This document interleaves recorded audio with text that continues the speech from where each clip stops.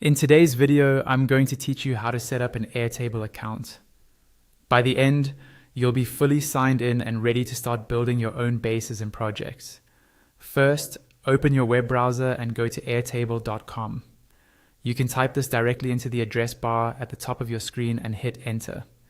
This will take you to Airtable's homepage, where you can learn about the product, pricing, and features. But for now, we're just focused on creating your account. Once the page loads, look for the option that says Sign up for free.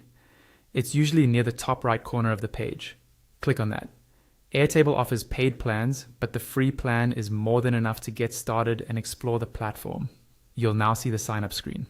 In the email field, type in your work email address or another email you want to use for this account. It's a good idea to pick an email you check regularly because Airtable may send you verification links and important updates there. After entering your email address, click on the button that says Continue with Email. This tells Airtable you want to create an account using that address instead of signing up with another service. On the next screen, you'll be asked for your full name. Type in your first and last name the way you'd like it to appear in your workspace. This helps teammates recognize you if you ever collaborate inside Airtable. Next, create your password.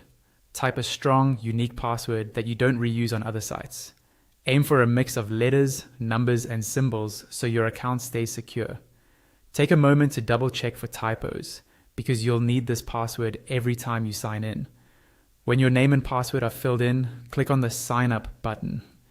Airtable will process your information and create your account.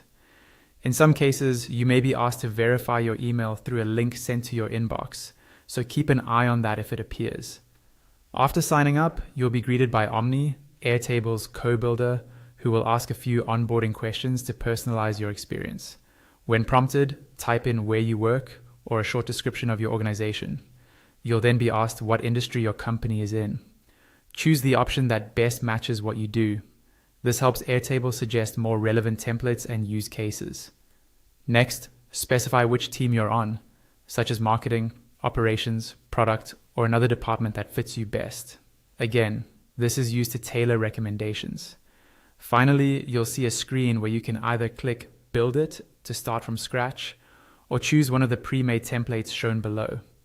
If you're new to Airtable, starting with a template can be very helpful, but if you already know what you want to create, select Build It and begin setting up your first base. Your Airtable account is now ready to use.